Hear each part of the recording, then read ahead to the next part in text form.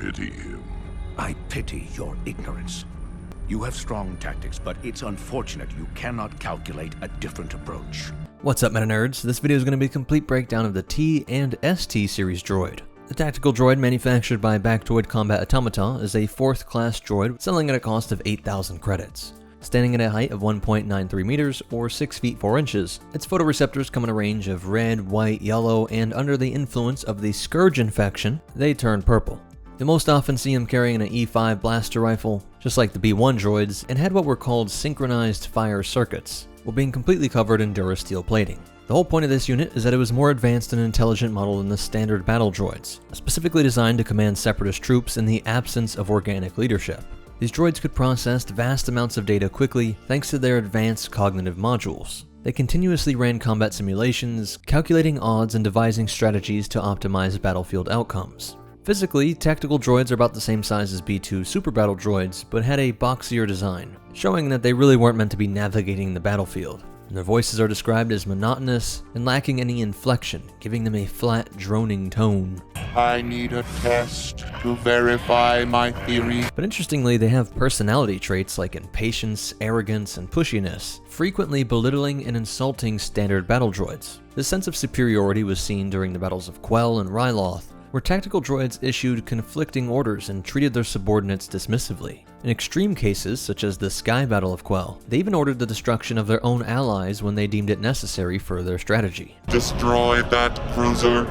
But sir, there are still hundreds of droids on board. I don't care. Roger, roger. A droid that saw less intelligent droids as disposable, showing just how close they could be to real flesh and blood organics. T-Series droids were sometimes entrusted with commanding entire fleets and land forces, with most separatist leadership granting them significant autonomy. With such intelligence, we see that emergent personality, and it even shapes their voice, as no two units have the exact same voice. And this is further stressed with their unique, colorful paint schemes, further showing off this sense of individuality, making a very strange comparison to something like the clone troopers, who would paint their armor and have different things like hairstyles and nicknames to show that they were individuals despite having the exact same genetic code. So while all T-Series droids came off the same assembly lines, they still felt they were individuals. By approximately 20 BBY, the CIS recognized the limitations of standard tactical droids, which were increasingly outmaneuvered by the Republic's forces. To address these weaknesses, they introduced the Super Tactical Droid, an upgraded variant designed to enhance strategic capabilities and combat effectiveness, featuring more advanced processing systems, developing them as the second generation in a way, this enormous dataset gathered by the first T-Series. They now had better adaptability in dynamic battle scenarios, and an improved ability to anticipate and counter Republic strategies, which they had real-world experience with for 2 years now. One notable example from this line was Kalani, a highly capable super tactical droid who became a prominent figure in separatist operations. The ST super tactical droid stood 1.94 meters, 6 foot 4 inches tall. Funny enough, it's just a centimeter taller than the T-Series predecessor, which I am certain is something that they would point out to the T-Series, making them feel inferior for once. And just like the way the B2s bullied the B1s, and the T-Series bullied all the droids, the ST-Series bullied everyone, including the T-Series, having what was described as exuding an arrogantly assured presence that the boxy T-Series could never achieve. The ST also had superior armor plating, particularly on its limbs, making it more durable if it ever did see combat. And quick shout out to geekygrotto.com. Everything you buy here helps support the channel. They give us a percentage of it. They have tons of amazing things. These are not official Legos, but that allows you to save on cost and have a ton of different, really unique creations. Obviously, Lego's never going to do military type things, and there is a ton of different options from real wars based on real vehicles, weapons, artillery pieces, stuff like that. My cart has a ton of cool things. I got amazing space things. This city of Athens is amazing, 1 foot wide, 8 inches tall. Really cool stuff. The only thing with this site, don't want to be the Grinch and ruin your Christmas, be sure to check the shipping times. They do have really kind of lengthy shipping times, but I think it's worth the wait. The builds are solid. I have a ton. There's a bunch back there too, and a ton more I plan on building. So be sure to check them out using the link down below and you'll get 10% off. Thanks again, Geeky Grotto. Its hands were equipped with magnetomic grip panels on the palms and inner surfaces, enabling the droid to handle a wider variety of weapons, tools, and equipment, operating them even more efficiently than organic beings. Their enhanced durability wasn't just in the armor, but also in the reinforced neck joints and superior heat management systems. These droids also included additional ventilation holes in their chest armor, just below the shoulder joints, in order to accommodate the extra heat generated by their advanced processing systems, just like running the most advanced PC. This allowed the super tactical droids to maintain peak operational efficiency even during the most intense combat of the Clone Wars. Even their vocoders emitted a more menacing robotic voice. Like droids on this ship that could ruin our plans. And being more advanced, they also had more complex individual personalities. Kalani is the most well-known example. Like I said with the Clone Wars comparison, he adopts a specific name, not a numerical designation. And we see more unique color schemes and decorations, with the ornate gold trims of his armor, while Kraken adorned his with swirling gold patterns over green plating. Which wasn't all just for show, they swore it added to their commanding presence on the battlefield, perhaps being influenced by the timeless examples of organic leaders doing this. Programmed as generals and admirals for the Separatist war effort, super tactical droids were ruthless, calculating leaders, and even the Jedi and Republic would admit that these were some of the most skilled CIS generals. A truly horrifying prospect that the enormous financial machine of all the different corporations under the CIS could turn credits not into simple battle droids, but strategic war experts, outmaneuvering organics who might have been involved in combat for decades, as only the very elite organics stood a chance. Most good and definitely your average leaders were slower than the quick reactions of the STs, who were described as having the ability to adapt strategies on the fly, and making them the most formidable adversaries the Republic had seen thus far. And remember, this is only 2 years into the war. There's an implied terror there that as this war drags on, the CIS can just leverage all of this data gathered by millions of droids, from the B1 all the way up to the ST, and each new generation is just going to keep getting more and more deadly. The STs were programmed with an unwavering belief in separatist ideals, and they sought to instill fear and hopelessness in their enemies, pursuing what they viewed as, quote, freedom from the Republic's tyranny.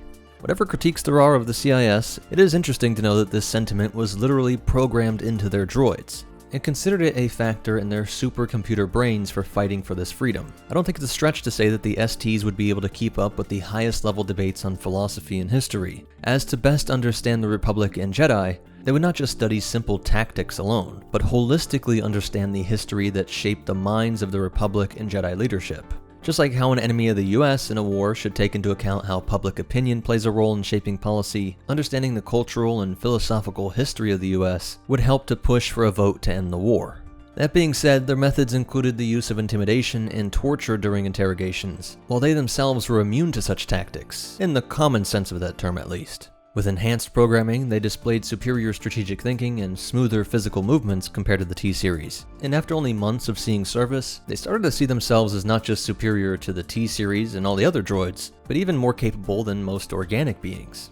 And they were probably right. But this was a disturbing change for the leadership in the CIS. Had they created something that would replace them? They were fine with and agreed with the T-Series decision to sacrifice lowly B1 units for the greater goal, if it meant winning that battle overall. But there was something disturbing when an ST droid made the same cold calculation and sacrificed organic soldiers in the CIS, even using high-ranking CIS commanders as pawns or ways to trap the Republic. A mission debrief might show that they intentionally led some of their organic allies to their deaths in the logical step to a victory that they did bring about, explaining this logic to the other organic leaders, who had to admit that it was a genius tactical move, but a very disturbing step for droid kind. Though they were not perfect, of course, and their overconfidence often caused friction as they refused to entertain ideas or data that contradicted with their own conclusions. While their arrogance occasionally led to tactical missteps, their loyalty to the Separatist cause and their adaptability made them an enduring threat to the Republic. And although not designed for frontline conflict, super tactical droids were fully equipped to defend themselves, usually also armed with E5s or even melee weapons. They were programmed with advanced combat capabilities and were less likely to retreat compared to T-Series, being a weird middle ground between them and the IG-100. They were willing to engage in close combat, even including direct fights with Jedi. Their ability to hold their own in battle, combined with their tactical brilliance, solidified their status as one of the Confederacy's most dangerous assets. It was in 20 BBY that Count Dooku deployed the super tactical droid General Kalani to assist King Sanjay Rosh in suppressing the Onderon rebels. Kalani worked alongside the Royal Militia's commander, General Tandon, overseeing operations in ISIS, including the brutal interrogation of a rebel leader. But Tandon and his forces defected to aid the rebels, helping them liberate Ramses Dendup and escape to the Highlands. Your target lies in the mountains to the east. The army will follow. Leave no survivors. Go by your command! After the rebels neutralized the separatist droid gunships, Kalani was ordered to retreat to Agamar, over King Rosh's objections. Then we are lost. Salvage the remaining arms and withdraw the army. Bring them to Agamar. What about... Of course, he was obeying Dooku's direct commands, but there were some STs across the galaxy that were making that decision all on their own. Another super tactical droid, Otto, was stationed aboard a Providence-class dreadnought, but was destroyed by R2-D2 during a Republic mission. Similarly, a Separatist ST commanded a Venator-class Star Destroyer on a mission to eliminate the Republic Strategy Conference at Valor Station, and Kraken served as Admiral Trench's second-in-command. During one mission, Kraken attempted to deliver the captured clone trooper CT-5385 to Count Dooku, but was intercepted by General Skywalker with two members of the 501st, Rex and Fives. After refusing to provide information under interrogation, Kraken was decapitated by Skywalker, though he was later rebuilt to serve under Dooku, commanding Separatist forces during the invasion of Scipio. He remained a trusted lieutenant aboard Dooku's flagship, even during critical moments when Darth Sidious summoned Dooku.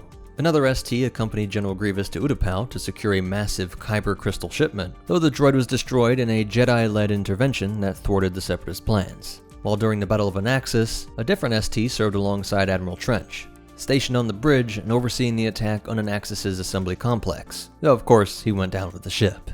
After the Clone Wars, while the Republic became the Empire, Vader sent the shutdown signal to deactivate the entire droid army. Kalani, stationed on Agamar with a battle droid garrison aboard a Separatist supply ship, was able to dismiss this command. With such high intelligence and autonomy, he concluded that it had to be a deceptive Republic tactic. Refusing to comply, he withheld the signal from his forces. And it wouldn't be crazy to think that there were many other STs that made this same conclusion, as it just didn't match up with any other data point. The CIS was winning the war at this point. Years later, Rex, Zeb, Kanan Jarrus, and Ezra arrived at Agamar to search for weapons and explosives for the Rebel Alliance. Kalani captured the group, taking Zeb hostage and forcing Rex, Kanan, and Ezra to fight their way through his forces in a simulated war game. He claimed that this was his chance to settle the Clone Wars on his own terms. The rebels battled through waves of battle droids and eventually reached Kalani's command center, where they demanded his surrender. Although Kalani initially refused, Ezra convinced him that neither the Republic nor the Separatists had truly won the war, and that the Republic had become the Empire. Jedi were wiped out. The clones were decommissioned, and the droid army was just shut down. The Clone War ended, but why? If none of you won, who did? Clones? Battle droids? You destroyed each other, and when you were both weak enough, the Empire took over. According to my programming, freedom from the tyranny of the Republic. Fighting tyranny. Sounds like the Empire has always been your enemy. You are against the Empire. I am against the Republic. Now, the Republic has become the Empire. I accept your logic. Kalani agreed to aid the rebels in escaping when Imperial forces arrived on the planet. While Zeb and the droids engaged the stormtroopers and AT-DPs, Kalani ordered several of his droids to fire at Ezra and Kanan, who redirected the shots to detonate proton bombs beneath the AT-ATs, destroying one in the process, and showing how these once enemies could work together to defeat the true enemy. The rebels and Kalani's forces escaped aboard 3 Sheathipede-class transport shuttles, and before parting ways, Kalani declined an invitation to join the Rebel Alliance. I calculate that you have less than a 1% chance of staging a successful rebellion against the Empire. So, this is where we must part ways. And sadly, we would not hear more of Kalani from this point out.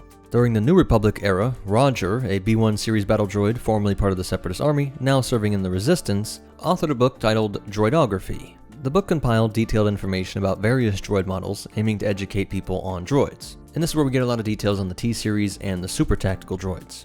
He criticizes the T-Series for their shortcomings, noting that the STs were introduced to address the predecessor's lack of adaptability on the battlefield. While acknowledging the upgraded commanders' belief in their own superiority, he highlighted their ultimate failure to secure the victory in the Clone Wars. And he remarks that he had heard stories of STs refusing to accept defeat, continuing to run battle simulations for years, and this behavior led him to describe them as sore losers. It points to my idea that there are many other STs like colonies spread throughout the stars. Now, there really aren't any behind the scenes facts, just if you want to read up on them yourself, check out Ultimate Star Wars, the Visual Encyclopedia, Droidography, and the Galactic Atlas. I just want to throw in here that I feel like one of the biggest missed opportunities in all of the new canon Disney Star Wars is how they dropped the ball with Kalani. They seem to bring him back in such a cool way, combined with all the other droid rights movement stuff going on. I really expected him to pop up in Rise of Skywalker, at least in a few seconds. I really think having droid veterans of the Clone Wars all working together to bring down Darth Sidious, the true enemy of the Clone Wars, would have been just perfect. But I'm sure they'll do that one day. If you made it this far, please hit that like button, comment your thoughts and suggestions, check out these other videos, I'm sure you'll like them, but most important of all, remember, be careful how you treat those less intelligent than you, because you want the next generation to be smarter than you. And the Force will be with you, always.